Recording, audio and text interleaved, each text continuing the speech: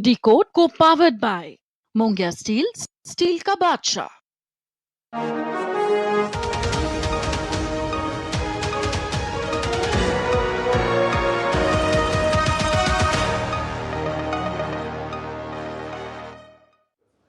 नमस्कार, मैं हूं सुधीर चौधरी और डिकोड के इस वीकेंड एडिशन में आपका बहुत बहुत स्वागत है।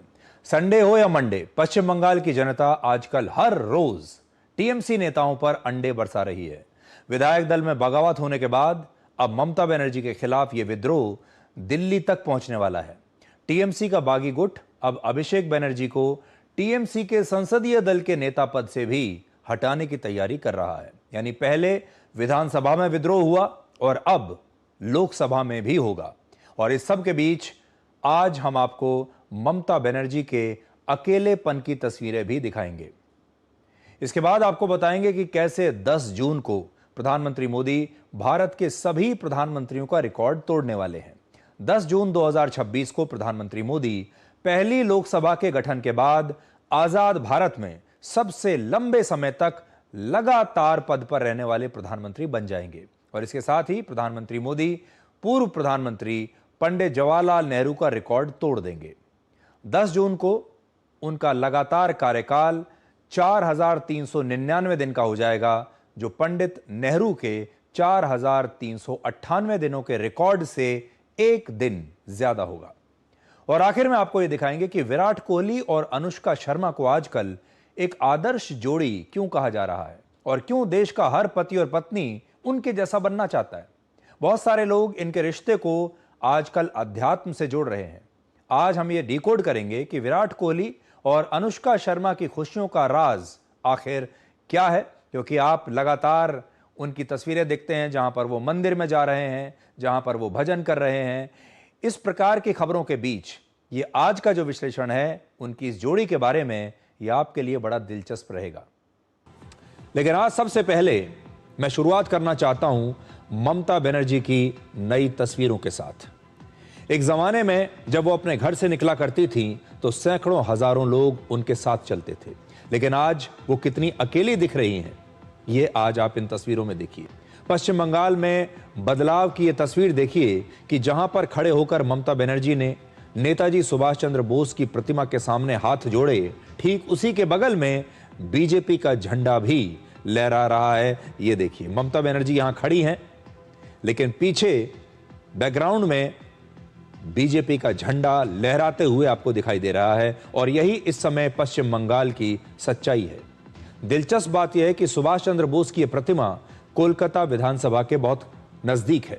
15 वर्षों तक जो पश्चिम बंगाल ममता बनर्जी का गढ़ रहा, वहां पर अब बीजेपी का प्रभाव बढ़ गया है। और ममता बनर्जी की तस्वीर इस बात का संकेत है कि जब सत्ता चली जाती है तो नेता और विधायक साथ छोड़ देते हैं, वफादार दूर चले जाते हैं, यहां तक कि आपकी परछाई भी आपका साथ छोड़ देती है।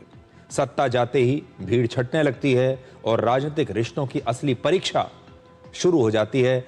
आज उन्हें यह समझ में आ रहा होगा कि कौन उनका अपना है और कौन पराया है। और जो लोग इतने वर्षों तक उनके वफादार रहे, वो उनके नहीं बल्कि सत्ता की ताकत के वफादार थे।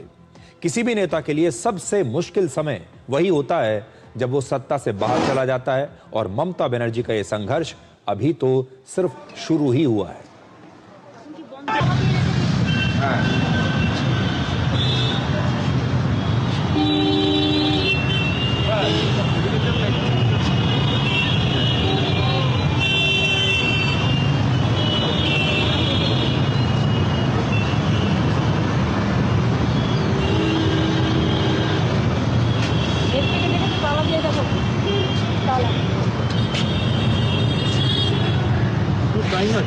लोग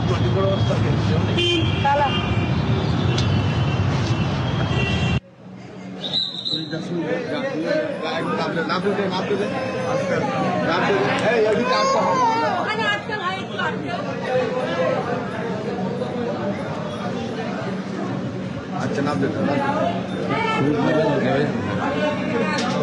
सामने में जाती हम क्या हो जाओ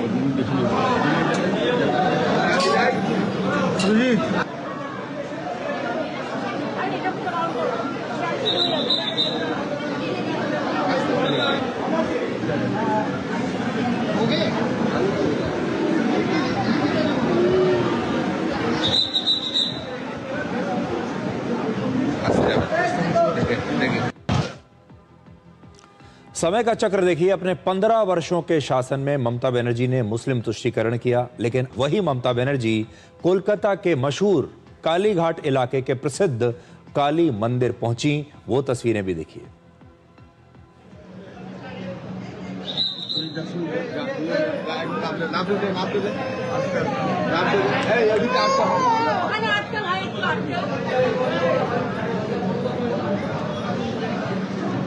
अच्छा नाम देता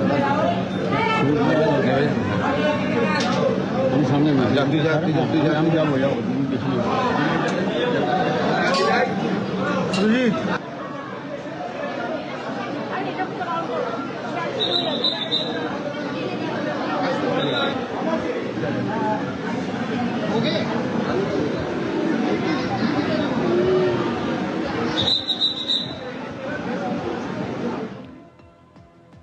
तो ममता बनर्जी कालीघाट मंदिर पहुंची हैं, एक आम इंसान की तरह, एक आम नागरिक की तरह।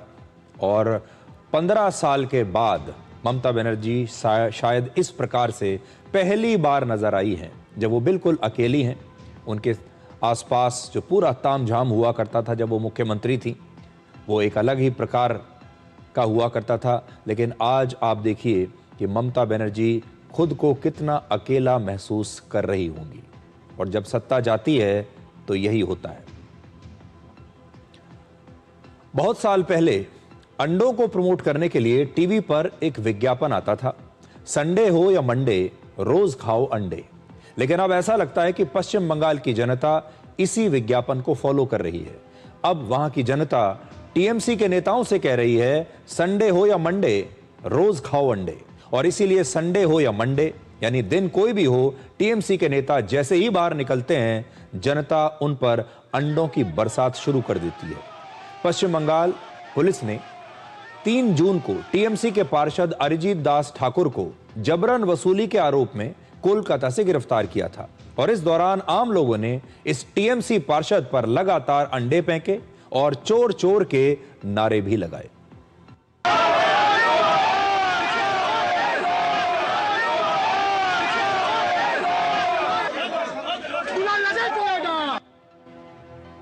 अब आपको टीएमसी के एक और नेता पर अंडों से हमले की तस्वीर दिखाते हैं। पश्चिम बंगाल के उत्तर 24 परगना में 2 जून को टीएमसी के पूर्व विधायक सनत डे पर आम लोगों ने अंडे फेंके, पत्थर फेंके और इनके लिए भी चोर चोर के नारे लगाए। ये टीएमसी नेता जैसे ही अपने पार्टी ऑफिस से बाहर निकले, वैसे ही जनता अंडे लेकर उनका हिसाब किताब करने के लिए वहां पर पहुंच गई।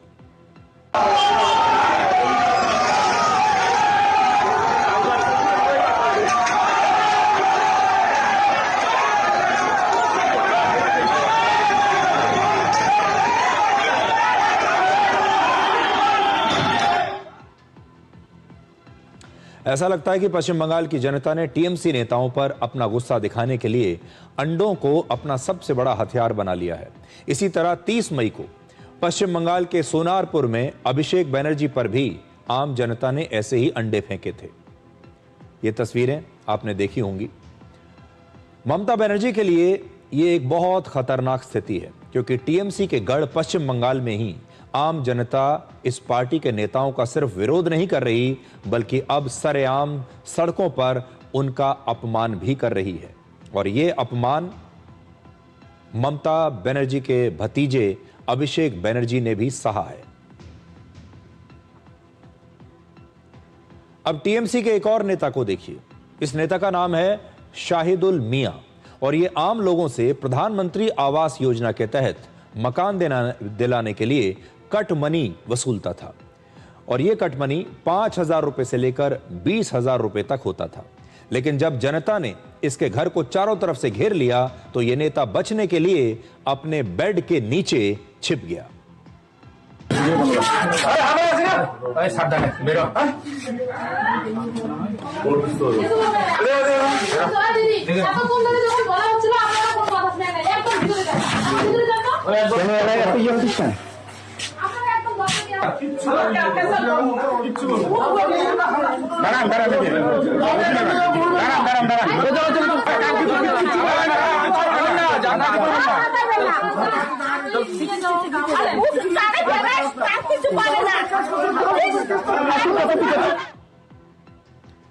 2 दिन पहले हमने आपको एक और तस्वीर दिखाई थी जिसमें एक टीएमसी नेता जनता से वसूले गए कट मनी को अब लोगों को वापस कर रहा था और हाथ जोड़कर माफी मांग रहा था।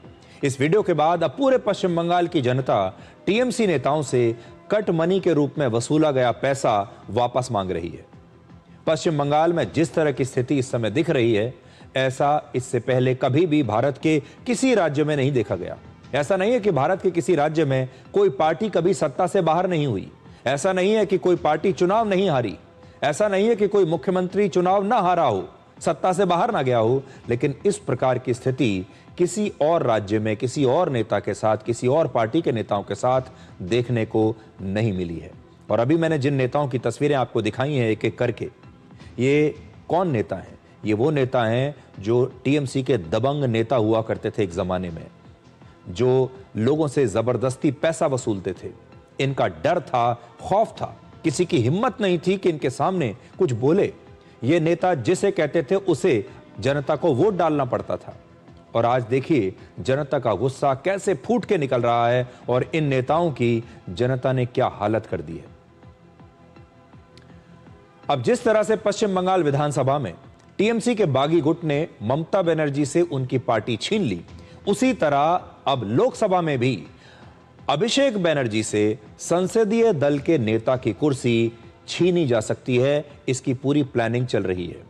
ममता बनर्जी के खिलाफ पहले सियासी विद्रोह के बाद इस समय टीएमसी के 80 विधायकों में से 58 बागी गुट के साथ हैं और सिर्फ 22 ममता बनर्जी के साथ बचे हैं। यह तो विधानसभा का आंकड़ा है जो इस समय आपकी स्क्रीन पर है। 80 विधायकों में से 58 निकल गए, अब सिर्फ 22 बचे हैं ममता बनर्जी के साथ। अब ममता बनर्जी के खिलाफ दूसरा विद्रोह लोकसभा में हो सकता है।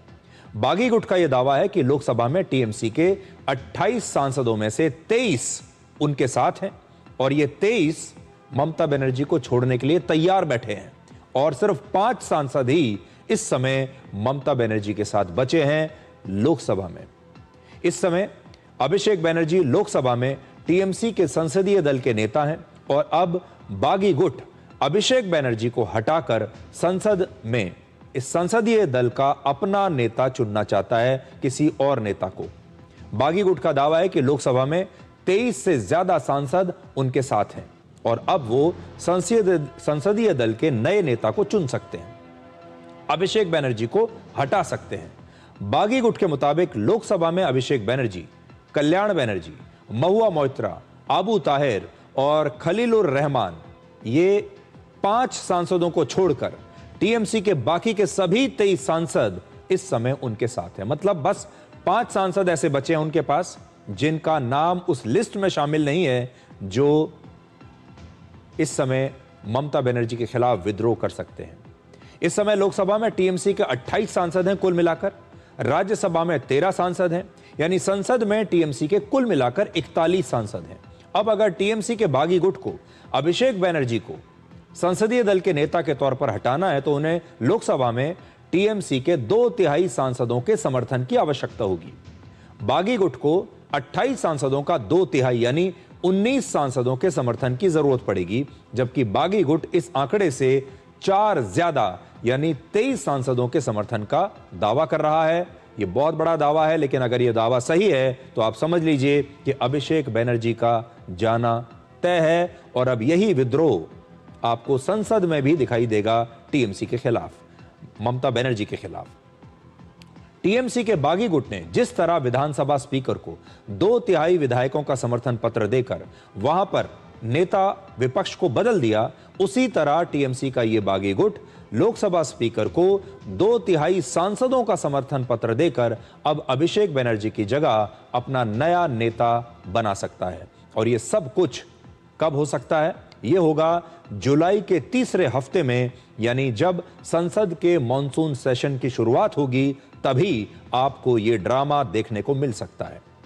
अगर टीएमसी में ममता बनर्जी के करीबी सांसदों की बात करें तो महुआ मोइत्रा, सागरिका घोष, सयानी घोष, शताब्दी रॉय, कीर्ति आजाद और यूसुफ पठान, ये सारे वो लोग हैं जो बात बात पर ममता बनर्जी का समर्थन करते थे, बात बात पर वीडियो बनाते थे, सोशल मीडिया पर लगातार सक्रिय रहते थे, इन लोगों ने एक बार भी उनके साथ सार्वजनिक तौर पर ये लोग दिखाई नहीं दिए हैं।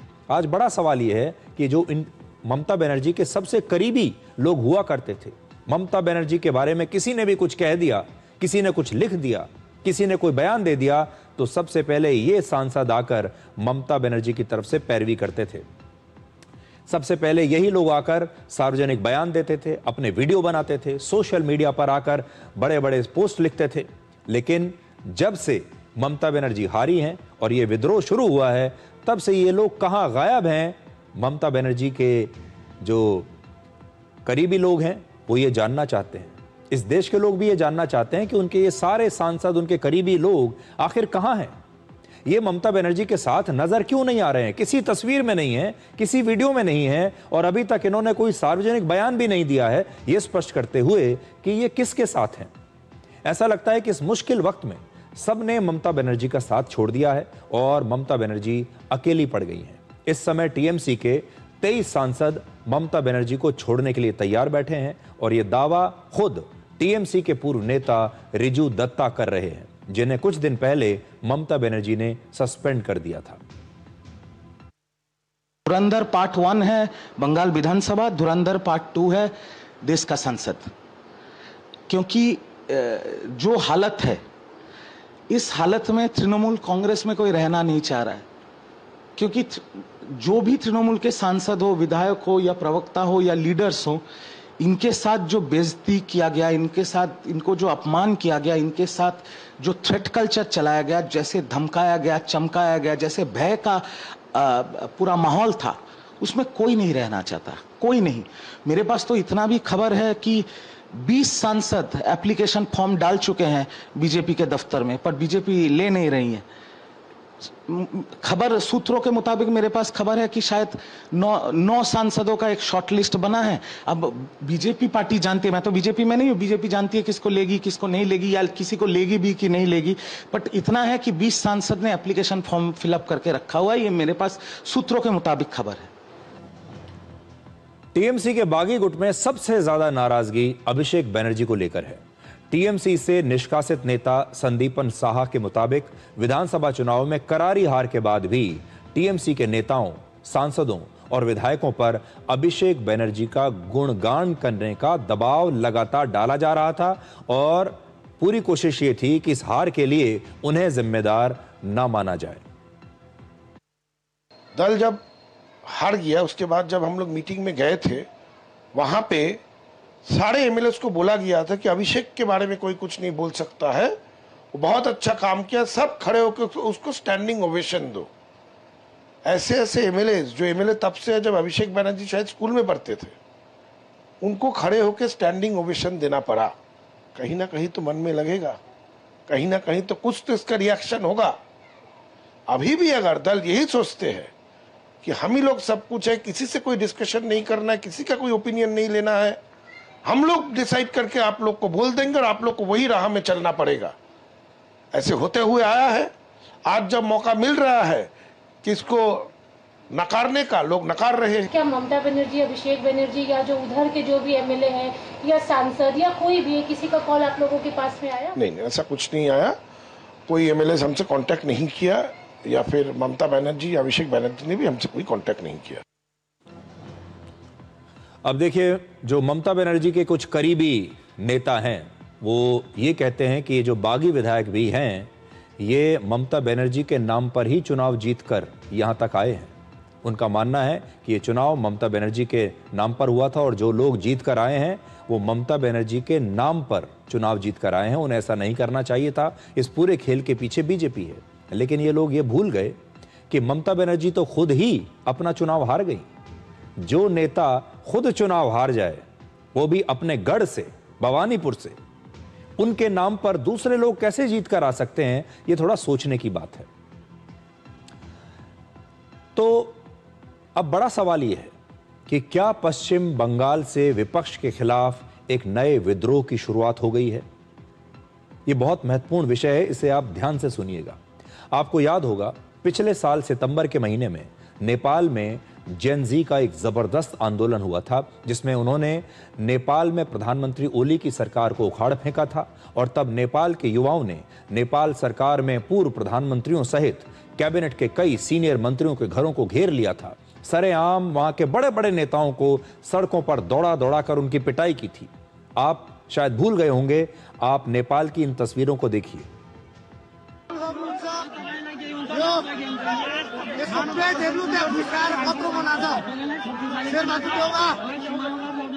जिउँदो लास भएर त्यहाँ भटपट्टि खोलेर बसिरहेछ, त्यो घर जलिरहेछ। अब बापको धुरीबाट कराउँछ नि, अनुहारै न अनुहार कस्तो कामको त्यस्तरी मारेर बच्चाहरूलाई सक्नुहुन्छ। यो यसको पेट हेर्नु त्यहाँ भिखाएर कत्रो बनाएको छ, शेरबहादुर देउवा जिउँदो लास भएर त्यहाँ भटपट्टि।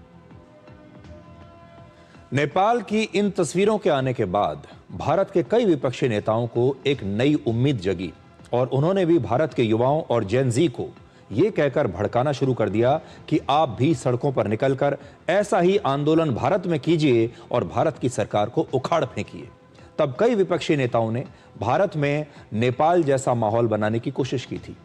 4 नवंबर 2025 के अपने एपिसोड में मैंने आपको बताया था कि अगर भारत में जनता ने कभी ऐसा आंदोलन किया भी जैसा नेपाल में हुआ, या भारत में अगर कभी जेन जी या युवाओं ने गुस्से में इस तरह वो लोग सड़कों पर उतरे, तो सरकार को नहीं बल्कि वो विपक्षी पार्टियों के नेताओं को इस तरह दौड़ा दौड़ा कर पीटेंगे। ये विद्रोह सरकार के खिलाफ नहीं होगा, ये विद्रोह विपक्षी नेताओं के खिलाफ होगा, क्योंकि भारत की जनता अब इन विपक्षी नेताओं से दुखी हो चुकी है। और पश्चिम बंगाल में आजकल आपको जो कुछ भी देखने को मिल रहा है वो हमारी इसी बात को सच कहता है। पश्चिम बंगाल में आपने देखा होगा कि वहां की जो जनता है वो कैसे टीएमसी के नेताओं को दौड़ा दौड़ा कर पीट रही है, वहां की जनता कैसे टीएमसी के नेताओं पर अंडे बरसा रही है। आपने ये सारी चीजें खबरें देखी होंगी। ये जो सारे नेता हैं ये कौन है? ये विपक्ष के नेता हैं। तो आपने देखा कि पश्चिम बंगाल में विपक्ष के नेताओं को, ममता बनर्जी जैसे विपक्ष के जो बड़े नेता हैं, उन्हें लेकर वहां की जनता में कितना गुस्सा है। और ये बात जिस एपिसोड में मैंने आपको कही थी, सबसे पहले मैं आपको उसका एक अंश दिखाना चाहता हूं। आजकल चारों तरफ जेन जी की बहुत चर्चा है और बहुत सारे विपक्षी नेताओं को यह उम्मीद है, वो ये उम्मीद लगाकर बैठे हैं कि भारत का जेन जी एक दिन विद्रोह करेगा। आज हम आपको एक बड़ा दिलचस्प विश्लेषण दिखाना चाहते हैं कि अगर भारत में जेन जी ने कभी विद्रोह किया भी तो शायद भारत दुनिया का पहला ऐसा देश बनेगा जहां जेन जी सरकार के खिलाफ नहीं बल्कि अपने देश के विपक्ष के खिलाफ ही विद्रोह करेगा। अगर भारत में जेन जी का विद्रोह हुआ तो देश में कई बड़े बड़े राजनीतिक खानदानों की दुकानें हमेशा के लिए बंद हो जाएंगी। राहुल गांधी को न सिर्फ बिहार के बल्कि पूरे देश के जेन जी से यह उम्मीद है कि एक दिन वो आंदोलन करेंगे। और राहुल गांधी को लगता है कि जब जेन जी आंदोलन करेगा तो एक दिन ऐसा आएगा जब नेपाल की तरह भारत में भी जेन जी आंदोलन करेंगे और रातों रात बैठे बिठाए बिना चुनाव जीते देश की सत्ता बदल जाएगी और राहुल गांधी और उनके सहयोगी चुनाव जीते बिना ही सत्ता में आ जाएंगे। और ये जेन जी वो सब काम कर देगी जो राहुल गांधी और उनके दोस्त नहीं कर पाए, उनके सहयोगी नहीं कर पाए। यानी चुनावों की आवश्यकता ही नहीं है, किसी तरीके से सत्ता उखड़ जाए, सत्ता परिवर्तन हो जाए और हम आ जाएं। हम मेहनत नहीं कर सकते, जेन जी से ये मेहनत करवाइए ताकि सत्ता बदल जाए। और इसीलिए राहुल गांधी नेपाल का उदाहरण देकर देश के जेन जी को अक्सर उकसाने की कोशिश करते रहते हैं। इसलिए वो सारे लोग जो ये कामना करके बैठे हैं, सपना देख रहे हैं विपक्ष के कि जेन जी देश के युवा आंदोलन करेंगे तो हमें बिना मेहनत किए ही हमारे लिए सत्ता पलट जाएगी और हम सत्ता में आ जाएंगे। अब उन्हें सावधान रहना होगा। भारत दुनिया का अकेला ऐसा देश होगा जहां जेन जी ने अगर विद्रोह किया तो उसका नुकसान सबसे ज्यादा विपक्षी नेताओं को होने वाला है। इसलिए वो सावधान हो जाएं। ये बात मैंने आपसे 4 नवंबर को कही थी पिछले साल, और स्थिति आज बिल्कुल बदली नहीं है। आप अगर आज देखें तो भारत के लोग जो अपनी नाराजगी दिखा रहे हैं वो विपक्ष के खिलाफ दिखा रहे हैं। पश्चिम बंगाल की तस्वीरें देख लीजिए। पश्चिम बंगाल में जो आम जनता है वो किसके खिलाफ अपना गुस्सा दिखा रही है, सड़कों पर किस पार्टी के नेताओं की खुलेआम पिटाई हो रही है, आप देख लीजिए। और ममता बनर्जी विपक्ष की सबसे बड़ी नेताओं में से एक है। नेपाल में जेन-ज़ी का गुस्सा वहां की राजनीति में परिवारवाद के खिलाफ था। उन सब की नाराजगी इस बात से थी कि नेपाल के बड़े बड़े नेताओं के बच्चे राज कर रहे हैं और नेपाल की गरीब जनता के बच्चे पिस रहे हैं। अब आप भारत की राजनीति में दो बड़ी घटनाओं को देखिए। पश्चिम बंगाल में ममता बनर्जी ने जिस तरह अपने भतीजे अभिषेक बनर्जी को पार्टी का सर्वे सर्वा बना दिया, उनके खिलाफ उनकी अपनी ही पार्टी में नहीं बल्कि पश्चिम बंगाल की जनता ने में भी कितना गुस्सा है यह आपने देखा। और इसीलिए अभिषेक बनर्जी को लोगों ने दौड़ा दौड़ा कर पीटा। तमिलनाडु में भी परिवारवाद के प्रतीक के तौर पर देखे जाने वाली एम करुणानिधि की डीएमके पार्टी को जनता ने एक ही झटके में सत्ता से बाहर फेंक दिया और यह बता दिया कि उन्हें एम करुणानिधि के पुत्र एम के स्टालिन अब मंजूर नहीं है। और तमिलनाडु की जनता ने एक बिल्कुल नई पार्टी बनाने वाले जोसेफ विजय को अपना मुख्यमंत्री चुन लिया। तो जो मैं आपसे आज बात कह रहा हूं, विद्रोह तो हो रहा है भारत में भी, लोग आंदोलन तो कर रहे हैं, लोग सड़कों पर तो उतर रहे हैं, लेकिन किसके खिलाफ? भारत की जनता ने, भारत के जेन-ज़ी ने, भारत के युवाओं ने पश्चिम बंगाल में विपक्षी पार्टी टीएमसी को ही उखाड़ कर फेंक दिया। उन्हीं लोगों ने तमिलनाडु जैसे बड़े राज्य में डीएमके जैसी विपक्षी पार्टी को उखाड़ कर फेंक दिया और जोसेफ विजय को चुन लिया। भारत में लोकतंत्र के 4 स्तंभ माने जाते हैं: विधायिका, कार्यपालिका, न्यायपालिका और मीडिया। इस समय भारत के विपक्षी नेताओं ने विधायिका, कार्यपालिका और न्यायपालिका तीनों को ही बुरी तरीके से बदनाम कर दिया है। विपक्षी नेताओं ने भारत की तमाम केंद्रीय संस्थाओं, इलेक्शन कमीशन, सीबीआई, ईडी और इनकम टैक्स को बदनाम किया, सुप्रीम कोर्ट को बदनाम किया और अब तो विपक्षी नेताओं ने हाई कोर्ट और सुप्रीम कोर्ट के जजों पर भी सीधा हमला करना, आरोप लगाना शुरू कर दिया है। जैसे हाल ही में अरविंद केजरीवाल ने हाई कोर्ट की एक जज के सामने पेश होने से ही इनकार कर दिया और कहा कि यह जज निष्पक्ष नहीं है। चुनावों पर सवाल उठाए जा रहे हैं, कहा जा रहा है कि चुनाव भी रिग्ड है। लोकतंत्र के इन तीनों स्तंभों को बदनाम करने के बाद अब सोशल मीडिया पर एक नई लहर चली है और वो है भारत के मीडिया को बदनाम करने की लहर। ये विपक्षी दल, ये पार्टियां और इनके आईटी सेल ये समझ चुके हैं कि 4 स्तंभों में सिर्फ एक स्तंभ ऐसा बचा है जो अब भी मजबूती से खड़ा है और वो स्तंभ है मीडिया। इसलिए अब सोशल मीडिया का इस्तेमाल करके जगह जगह पर आप देखेंगे कि मीडिया के बड़े बड़े पत्रकारों, न्यूज एंकर्स को लगातार बदनाम किया जा रहा है। सोशल मीडिया पर उनके मीम्स बनाकर डाले जा रहे हैं और कहा जा रहा है कि इस देश के लोगों को अब सिर्फ सोशल मीडिया पर ही भरोसा करना चाहिए और देश के लोग मीडिया से नाराज हैं। ये लोग चाहते हैं कि देश की जनता ना तो अदालतों द्वारा सुनाए जा रहे फैसलों को माने, ना चुनाव के नतीजों को माने, ना ईडी और सीबीआई की जांच को माने और आखिरी कड़ी है मीडिया, जो मीडिया कह रहा है उसे भी ना माने। यानी लोकतंत्र के जो 4 स्तंभ हैं उन्हें बुरी तरीके से बदनाम कर दो। अभी तक हमारे देश का मीडिया काफी विश्वसनीय रहा है, मेरा ऐसा मानना है, लेकिन अब ये लोग चाहते हैं कि मीडिया के रूप में ये आखिरी विकेट भी गिर जाए। असल में ये सारा नैरेटिव उन लोगों को सूट करता है जो भारत को नेपाल और बांग्लादेश जैसा बनाना चाहते हैं। वो चाहते हैं कि जब भारत के लोग लोकतंत्र के इन 4 स्तंभों पर विश्वास करना बंद कर देंगे, तब ऐसी क्रांति लाना आसान हो जाएगा उनके लिए जिससे वो बैठे बैठाए सत्ता में आ जाएं। क्योंकि सोशल मीडिया का ये रास्ता एक ऐसी दिशा में जाता है जहां भारत जैसे मजबूत देश को तोड़ने की एक साजिश चल रही है। ये विपक्षी पार्टियां समझ चुकी हैं कि जनता में बढ़ते गुस्से के कारण अब ये चुनाव कभी नहीं जीत पाएंगी। इसलिए सत्ता में आने का एकमात्र रास्ता यही बचा है कि इस देश के युवाओं को भड़काया जाए, देश में चारों तरफ असंतोष की आग को फैलाया जाए, देश की जनता को बहकाया जाए, उनके सामने झूठे बयान दिए जाएं। और राहुल गांधी भी इसी अराजकता फैलाने वाले मॉडल पर लगातार बड़ी बड़ी झूठी भविष्यवाणियां कर रहे हैं, लोगों को बहका रहे हैं और उन्हें लगता है कि सिर्फ 1 साल में ही मोदी सरकार गिर जाएगी। यह है राहुल गांधी का सपना, जिसमें वो सोचते हैं कि एक दिन वो सुबह सुबह उठेंगे और देखेंगे कि वो प्रधानमंत्री बन गए हैं।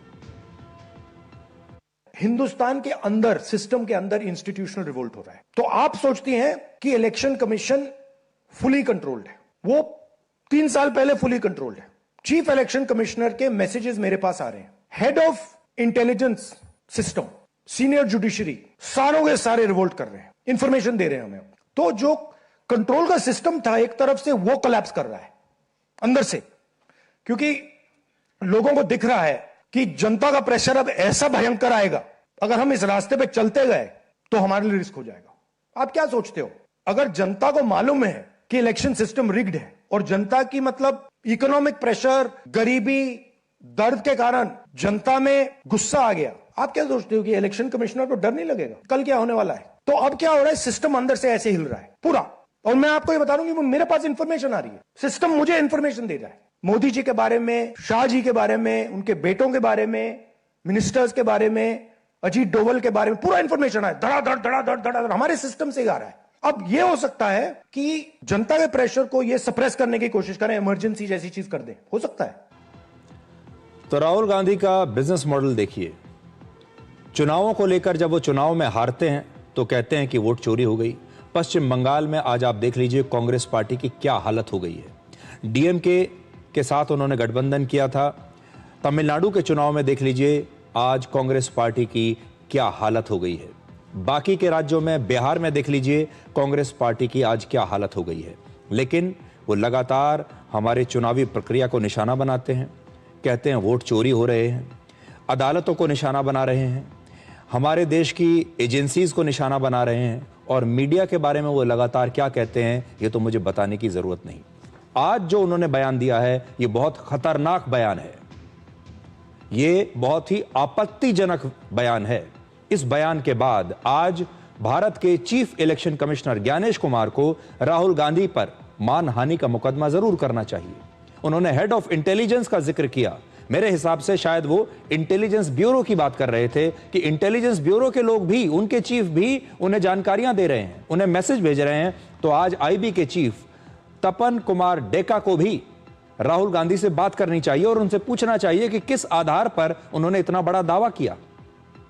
आज भारत के chief justice of India justice Suryakant को भी राहुल गांधी को जरूर फोन लगाकर पूछना चाहिए कि न्यायपालिका से ऐसे कौन कौन से जज हैं जो राहुल गांधी को लगातार संदेश भेज रहे हैं, मैसेज दे रहे हैं, जानकारियां लीक कर रहे हैं।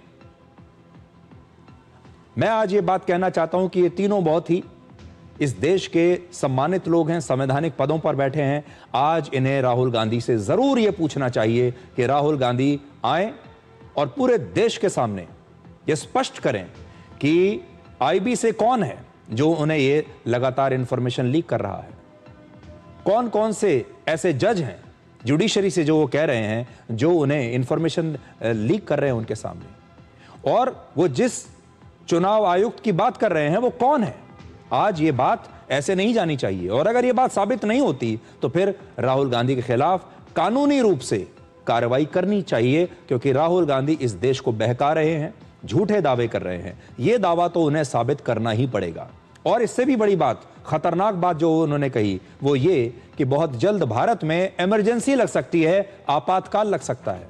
उन्हें लगता है कि जैसे उनकी दादी इंदिरा गांधी ने एक बार आपातकाल लगा दिया था, अब आगे भी भारत में आपातकाल कभी लग सकता है, क्योंकि वो इसी मॉडल को समझते हैं। यह भी एक बहुत बड़ा खतरनाक बयान है, लोगों को डराने वाला, कि भारत में आपातकाल लग सकता है। ये एक बहुत बड़ा और देश को अस्थिर करने वाला खतरनाक बयान है, और ऐसा बयान देने के लिए उनके खिलाफ कार्रवाई, कानूनी कार्रवाई जो भी हमारे संविधान में है वो जरूर होनी चाहिए। और वो खुद एक संवैधानिक पद पर बैठे हैं, वो लोकसभा में नेता विपक्ष हैं। आज उनकी ये बातें सुनकर अगर दूसरे देशों के जो नेता हैं, जो अंतर्राष्ट्रीय मीडिया है, वो भारत के बारे में क्या कहेगा। वैसे एक बात राहुल गांधी को कभी नहीं भूलनी चाहिए कि इस देश में पहली और अब तक की आखिरी बार इमरजेंसी खुद उनकी अपनी दादी इंदिरा गांधी ने 25 जून 1975 को लगाई थी। तो राहुल गांधी का सपना तो यही है कि बस इसी तरह गाड़ी चलती रहे। वो समझ चुके हैं कि चुनाव तो वो कभी जीत नहीं पाएंगे। विपक्षी पार्टियां भी, अब कोई भी ऐसी स्थिति में नहीं है जो कभी चुनाव जीत सके। उनके सामने एक ही रास्ता है, देश के लोगों को बहकाओ, देश के लोगों में असंतोष की आग लगाओ, कुछ मदद अगर बाहर से मिलती है तो वो भी ले लो, देश के लोगों को लगातार हर रोज उनको बहकाने के लिए झूठ बोलो, और यही काम राहुल गांधी इस समय कर रहे हैं। वैसे तो राहुल गांधी भारत को लेकर बड़ी बड़ी भविष्यवाणी करते हैं, लेकिन लगता है कि वो खुद जो विपक्ष का इंडी गठबंधन है उसका भविष्य वो नहीं देख पा रहे हैं। वो भारत का भविष्य तो देख रहे हैं, मोदी 1 साल के बाद प्रधानमंत्री नहीं रहेंगे वो ये भी देख पा रहे हैं, इस देश में इमरजेंसी लग जाएगी ये भी देख पा रहे हैं, लेकिन उनका जो अपना विपक्षी गठबंधन है जिसका नाम उन्होंने इंडिया रखा था, लेकिन उसे कहना चाहिए इंडी गठबंधन, उसका क्या भविष्य है वो ये नहीं देख पा रहे। अब डीएमके ने यह घोषणा कर दी है कि वो 8 जून को नई दिल्ली में होने वाली इंडिया गठबंधन की बैठक में हिस्सा नहीं लेगी। डीएमके ने कहा है कि यह फैसला पार्टी ने अपने कार्यकर्ताओं की भावनाओं का सम्मान करते हुए लिया है, यानी डीएमके अब विपक्षी गठबंधन में नहीं बैठना चाहता।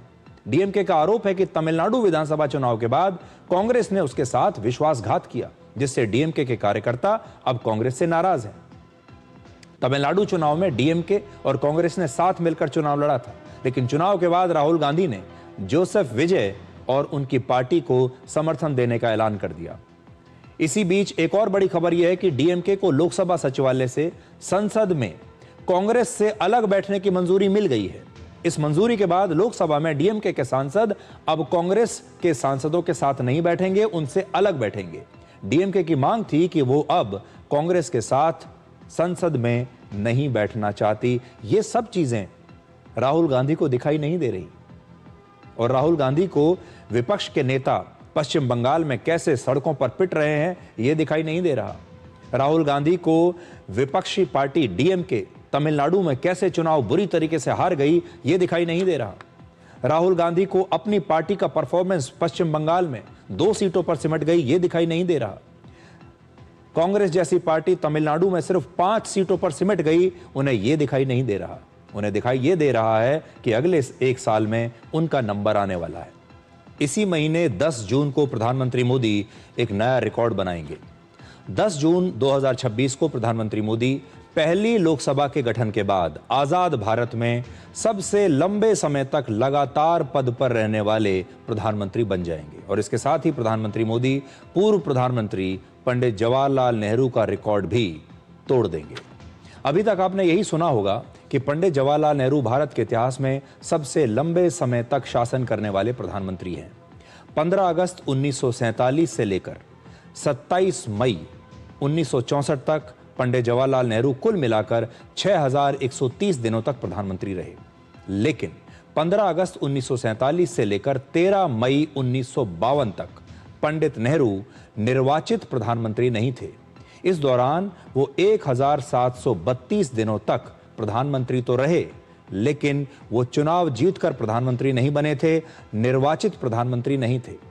दरअसल आजादी के बाद भारत का पहला चुनाव वर्ष 1951 से 1952 के बीच हुआ था। यह भारत का पहला लोकसभा चुनाव था, जिसके बाद 13 मई 1952 को पंडित नेहरू प्रधानमंत्री बने थे। कांग्रेस पार्टी ये चुनाव जीती थी, और इस तरह से निर्वाचित प्रधानमंत्री के रूप में 13 मई 1952 से लेकर 27 मई 1964 तक जवाहरलाल नेहरू का कार्यकाल 4398 दिनों का बनता है।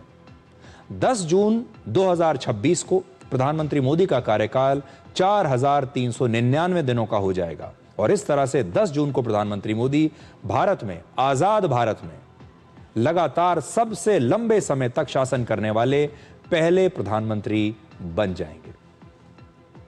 प्रधानमंत्री मोदी अब तक लगातार 3 बार प्रधानमंत्री पद की शपथ ले चुके हैं। पहली बार 26 मई 2014 को वो देश के प्रधानमंत्री बने, दूसरी बार 30 मई 2019 को उन्होंने शपथ ली, और तीसरी बार 9 जून 2024 को प्रधानमंत्री पद की शपथ उन्होंने ली थी। यानी वो ऐसे प्रधानमंत्री हैं जिन्हें एक के बाद एक 3 बार इस देश की जनता ने चुनकर प्रधानमंत्री की कुर्सी पर बैठाया है। तो ये तो सिर्फ दिनों की बात है कि किसने लगातार आजाद भारत में पहले लोकसभा चुनाव के बाद लंबे समय तक, सबसे लंबे समय तक लगातार शासन किया।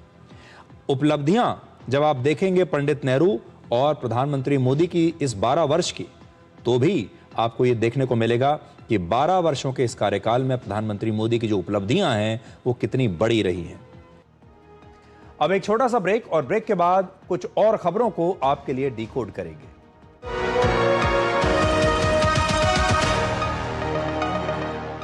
This is no ordinary sky. This is where legends are born. Space transition.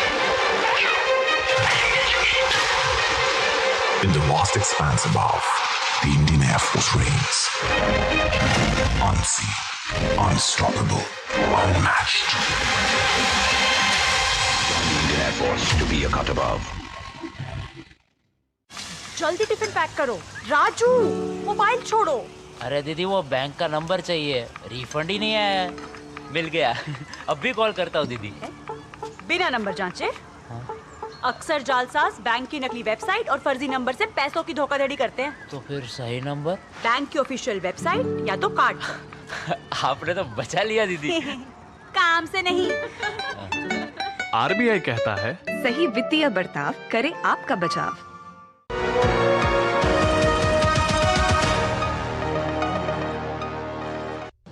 अब हम आपसे एक बड़ा दिलचस्प सवाल पूछना चाहते हैं। आपको क्रिकेट से प्यार है या क्रिकेटर्स से? आपके लिए शायद इसका जवाब देना इतना आसान नहीं होगा, क्योंकि आप में से बहुत सारे लोग जब कोई मैच देखने जाते हैं तो शायद इसलिए देखते होंगे क्योंकि इसमें आपका पसंदीदा खिलाड़ी खेल रहा है। जैसे कई वर्षों तक भारत के लोग क्रिकेट सिर्फ सचिन तेंदुलकर की वजह से देखा करते थे, और जैसे ही सचिन आउट होते थे लोग अपना टीवी बंद कर देते थे। लेकिन अंततः आप भी यही चाहते हैं कि हर बार हर मैच में भारत की टीम जीते। वैसे ही हमारे इस सवाल में भारतीय क्रिकेट के सबसे बड़े बदलाव की कहानी छुपी हुई है, और इस कहानी के दो किरदार हैं। पहला 35 वर्ष के सूर्य कुमार यादव, और दूसरा उनसे उम्र में 20 साल छोटे सिर्फ 15 वर्ष के वैभव सूर्यवंशी। यानी सूर्या से सूर्यवंशी तक का ये जो सफर है, आज हम इसे डिकोड करेंगे। भारतीय क्रिकेट की आज की ब्रेकिंग न्यूज ये है कि T20 वर्ल्ड कप जीतने के सिर्फ 3 महीने के बाद ही सूर्य कुमार यादव को कप्तानी से हटा दिया गया है। सूर्य कुमार यादव की कप्तानी में 52 मैचों में से 40 यानी 80% मैच भारत ने जीते हैं, और उनकी कप्तानी में हमने एक भी सीरीज नहीं हारी। उनकी कप्तानी में टीम बहुत अच्छा खेली, वर्ल्ड कप भी हमने जीता, लेकिन बतौर बल्लेबाज वो टीम की जीत में बड़ा योगदान अब नहीं कर पा रहे थे। सूर्य कुमार ने इस साल आईपीएल की 13 पारियों में 20 की औसत से सिर्फ 270 रन बनाए हैं। वर्ष 2023 में उनका बैटिंग एवरेज 48 था, जो वर्ष 2025 में घटकर सिर्फ 13 रह गया। 48 के औसत से घटकर इस साल सिर्फ 13 के औसत पर आ गए हैं। सूर्य कुमार की कप्तानी में भारत ने वर्ल्ड कप जरूर जीता, लेकिन केवल कप्तानी नहीं बल्कि खिलाड़ी का अपना व्यक्तिगत प्रदर्शन और भविष्य की योजनाओं में वो कहां फिट बैठता है, यह भी बड़ा जरूरी है। इस फैसले का स्पष्ट संदेश ये है कि अब भारत के क्रिकेट में स्थितियां बदल रही हैं। सिर्फ एक बड़ी उपलब्धि हमेशा के लिए टीम में आपकी जगह को पक्की नहीं कर सकती, और हर एक खिलाड़ी को लगातार परफॉर्म करना ही पड़ेगा, चाहे आप कितने भी बड़े नाम हैं। एक जमाना था जब टीम के दिग्गज खिलाड़ियों को ड्रॉप करने में सेलेक्टर्स, कोच और कप्तान के हाथ कांप जाते थे, लेकिन अब टीम के कोच गौतम गंभीर ने भारतीय टीम से सुपरस्टार कल्चर को खत्म कर दिया है, और इसे आप भारतीय क्रिकेट का गंभीर युग भी कह सकते हैं। यह एक ऐसा युग है जिसमें टीम में किसी भी खिलाड़ी की जगह उसके नाम से नहीं बल्कि उसके परफॉर्मेंस से तय होगी। ऐसे फैसले लगातार हुए हैं हाल ही में। अगर आप देखें तो उदाहरण के लिए रोहित शर्मा का टेस्ट टीम से बाहर होना, विराट कोहली ने T20 और टेस्ट क्रिकेट से संन्यास ले लिया, शुभमन गिल को T20 वर्ल्ड कप टीम से बाहर कर दिया गया, जबकि उस समय वो इंडिया की टेस्ट और वनडे टीम के कप्तान थे। इसका मतलब है कि खिलाड़ी का नाम कितना भी बड़ा क्यों ना हो, उसकी फैन फॉलोइंग कितनी भी बड़ी क्यों ना हो, वो कितने भी विज्ञापन क्यों ना करता हो, उसके सोशल मीडिया पर कितने भी फॉलोअर्स क्यों ना हो, टीम में जगह बनाए रखने की सबसे बड़ी शर्त अब सिर्फ और सिर्फ परफॉर्मेंस है। अब देखिए भारतीय क्रिकेट का सूर्य से सूर्यवंशी तक का सफर। सूर्य कुमार गए तो सूर्यवंशी आ गए। अब भारतीय क्रिकेट को एक नया स्टार मिल गया है, और उसका नाम है वैभव सूर्यवंशी। आप क्रिकेट देखते हो या ना देखते हो, लेकिन पिछले कुछ महीनों में आपने ये नाम जरूर सुना होगा, वैभव सूर्यवंशी। इस आईपीएल की सबसे बड़ी खोज बन गए। इस बार के आईपीएल में उन्होंने सबसे ज्यादा 776 रन बनाए। वो ऑरेंज कैप के विनर हैं। आईपीएल के एक सीजन में उन्होंने सबसे ज्यादा 72 छक्के लगाए, 16 पारियों में 1 शतक और 5 हाफ सेंचुरीज लगाई और उनका स्ट्राइक रेट रहा 237। कम उम्र में ही वैभव ने इतने बड़े बड़े रिकॉर्ड्स बना दिए हैं। वो एक ऐसे खिलाड़ी बन गए हैं जिनकी बैटिंग देखने के लिए फैंस अब मैच देखने के लिए आते हैं। सवाल है कि अगर कल वो भी कुछ समय के लिए आउट ऑफ फॉर्म हो गए तो क्या उन्हें भी सूर्य कुमार यादव की तरह टीम से बाहर कर दिया जाएगा? इसका जवाब है हाँ। अगर एक समय ऐसा आया जब सूर्यवंशी भी नहीं चले तो उनका रास्ता भी सूर्य जैसा ही होगा। खिलाड़ी चाहे नया हो, पुराना हो या फिर कोई सुपरस्टार, क्रिकेट में अंतिम पैमाना सिर्फ परफॉर्मेंस होना चाहिए।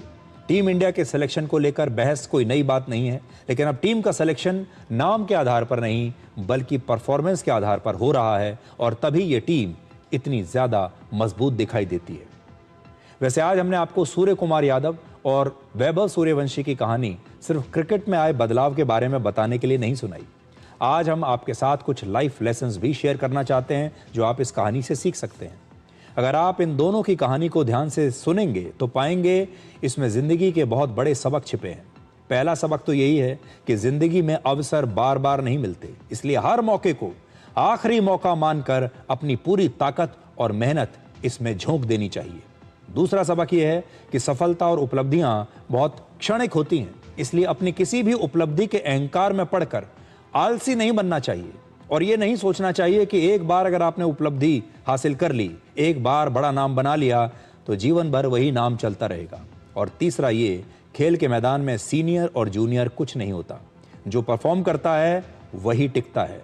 अनुभव काम जरूर आता है, लेकिन अगर अनुभव परफॉर्मेंस में तब्दील नहीं हो रहा तो फिर अनुभवी से अनुभवी खिलाड़ी को भी बाहर का रास्ता दिखाया जा सकता है। इसलिए जब जिंदगी आपको मौका दे तो सूर्य कुमार यादव नहीं, वैभव सूर्यवंशी बनिए। अब एक छोटा सा ब्रेक और ब्रेक के बाद कुछ और खबरों को आपके लिए डिकोड करेंगे।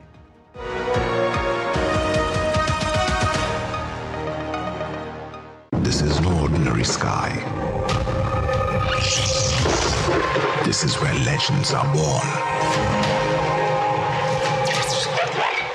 Space transition. In the vast expanse above, the Indian Air Force reigns. Unseen, unstoppable, unmatched. The Indian Air Force to be a cut above.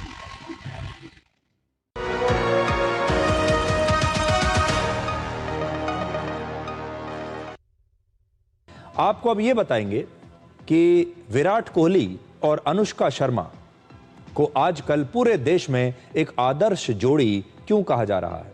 इस बार आईपीएल के फाइनल के बाद से विराट कोहली और अनुष्का शर्मा की तस्वीरें लगातार वायरल हो रही हैं।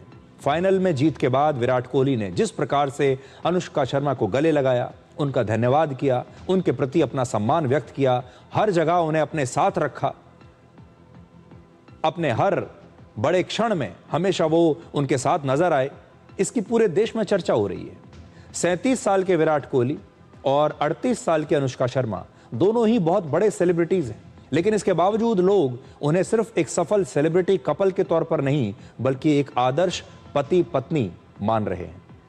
आज जब आए दिन रिश्तों में तनाव, अलगाव और सेलिब्रिटी शादियों के टूटने की खबरें लगातार हेडलाइंस बनती हैं, तब लोगों के मन में एक सवाल जरूर उठता है, आखिर विराट और अनुष्का का रिश्ता इतना चर्चित होने के बावजूद इतना मजबूत, संतुलित और आत्मीय कैसे है? आखिर इस सफल शादी का सीक्रेट क्या है? तो जब आप इसे देखेंगे तो बहुत सारे लोगों का यह भी एक अनुमान है, कहना है कि क्या इसकी वजह स्पिरिचुअलिटी यानी आध्यात्मिकता हो सकती है। पिछले कुछ वर्षों में विराट और अनुष्का के जीवन में अध्यात्म का प्रभाव लगातार बढ़ता हुआ दिखाई दिया है। रविवार को अहमदाबाद में आईपीएल जीतने के बाद विराट कोहली अपनी पत्नी अनुष्का के साथ वृंदावन में प्रेमानंद महाराज के आश्रम पहुंच गए।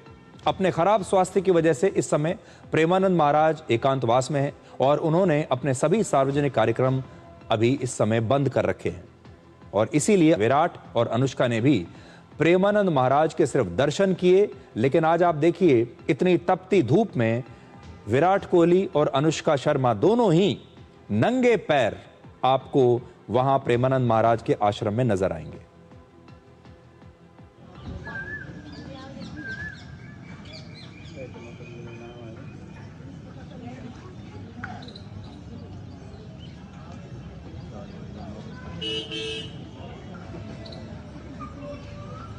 आगे बढ़ो महाराज, आगे बढ़ो, आगे बढ़ो, बस यार आगे निकलो, आगे बाबा, आगे निकलो, आगे हो गया, आ जाओ, आ जाओ आगे बाबा, 2 सेकंड भाई।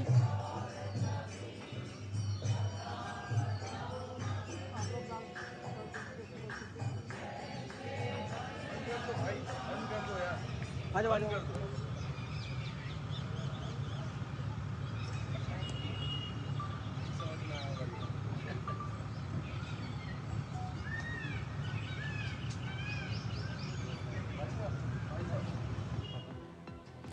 तो आपने देखा माथे पर तिलक लगाए दोनों विराट कोहली और अनुष्का नंगे पैर वृंदावन में प्रेमानंद महाराज के आश्रम में आपको दिखाई दे रहे हैं। और ये दोनों पिछले 3 वर्षों में कई बार प्रेमानंद महाराज से मिलने के लिए वृंदावन में उनके आश्रम आ चुके हैं। वो अक्सर उनके प्रवचन सुनते हुए आपको दिखाई देते हैं, आध्यात्मिक विषयों पर कई बार चर्चा करते हुए दिखाई देते हैं, कई बार मंदिरों में भी दर्शन करते हुए आपको ये नजर आ जाते हैं। विराट और अनुष्का मंत्रों का जाप भी करते हैं और ऐसी तस्वीरें हमने कई बार देखी हैं जब उन्होंने अपने गले में तुलसी की माला पहनी हुई है। ये सारी तस्वीरें वो हैं जिनके बारे में देश में बड़ी चर्चा होती है और उनकी ऐसी तस्वीरें और वीडियोस अक्सर आप सोशल मीडिया पर देखते रहते होंगे। ये सब देखकर लगता है कि आध्यात्मिकता विराट और अनुष्का के जीवन का एक बहुत महत्वपूर्ण हिस्सा बन चुकी है। विराट और अनुष्का की शादी को लगभग 8.5 साल हो चुके हैं। उनका रिश्ता भी आसान नहीं रहा। कभी विराट की खराब फॉर्म को लेकर बहुत चुनौतियां आई और एक टाइम ऐसा भी आया जब विराट कोहली की खराब फॉर्म का जिम्मेदार अनुष्का को बताया गया। शादी से पहले इनके ब्रेकअप की भी खबरें आई थीं, लेकिन जब से ये आध्यात्मिक हुए हैं तब से आपने देखा होगा सब चीजें ठीक होती जा रही हैं। कई बार रिश्तों में स्थायित्व के लिए अध्यात्म की मजबूत नींव की बड़ी आवश्यकता होती है और ऐसा लगता है कि आध्यात्मिकता ने इन्हें जीवन और रिश्तों को एक अलग नजरिए से देखने की प्रेरणा दी है। हर मजबूत रिश्ते की नींव सिर्फ प्रेम पर नहीं टिकी होती, उसमें सम्मान होता है, समर्पण होता है, त्याग होता है और कई बार अपने अहंकार को पीछे छोड़कर अपने पार्टनर को प्राथमिकता देने की भावना भी होती है। अध्यात्म इंसान को यही सिखाता है कि रिश्तों में सम्मान और समर्पण बेहद जरूरी है और हर रिश्ते में केवल अधिकार नहीं बल्कि जिम्मेदारी भी होती है। किसी भी मजबूत रिश्ते में समझौता करना होता है और कई बार अपने हितों से बढ़कर अपने पार्टनर के हितों की फिक्र करनी होती है। विराट कोहली कई बार सार्वजनिक रूप से ये कह चुके हैं कि अनुष्का शर्मा उनकी सबसे बड़ी ताकत और प्रेरणा है और उनकी ये बातें बताती हैं कि वो अपनी पत्नी के प्रति कितना सम्मान रखते हैं। वहीं अनुष्का शर्मा ने भी अपने सफल करियर के बावजूद हमेशा अपने परिवार और अपने रिश्तों को महत्व दिया और यही वजह है कि विराट और अनुष्का के रिश्तों में सम्मान, एक दूसरे का समर्थन और साझेदारी का एक सुंदर संतुलन आपको दिखाई देता है। जैसे क्रिकेट में लंबी पार्टनरशिप तब चलती है जब क्रीज पर मौजूद दोनों बल्लेबाज या बैटर्स एक दूसरे को सपोर्ट करते हैं, एक दूसरे को खेलने का पूरा मौका देते हैं। इसी तरह जिंदगी की पिच पर भी रिश्तों की सबसे मजबूत पार्टनरशिप इसी सिद्धांत पर टिकी होती है, जहां एक दूसरे के प्रति भरोसा हो, सम्मान हो, सहयोग हो, साथ मिलकर आगे बढ़ने की भावना हो, क्योंकि रिश्ते सिर्फ साथ रहने से नहीं बल्कि एक दूसरे को आगे बढ़ाने से मजबूत बनते हैं। तो आज डिकोड में इतना ही। अब आपसे हमारी अगली मुलाकात होगी सोमवार रात 9 बजे। तब तक आप खुश रहिए, सुरक्षित रहिए, स्वस्थ रहिए। नमस्कार।